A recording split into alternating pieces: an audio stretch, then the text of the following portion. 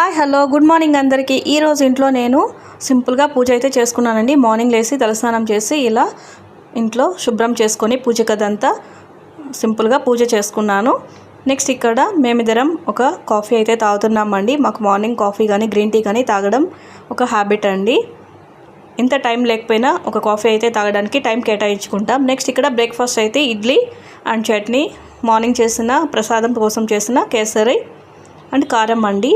ఇలా చేసుకున్న తర్వాత వాళ్ళకి లంచ్ బాక్స్కి అయితే ప్రిపేర్ చేస్తున్నాను.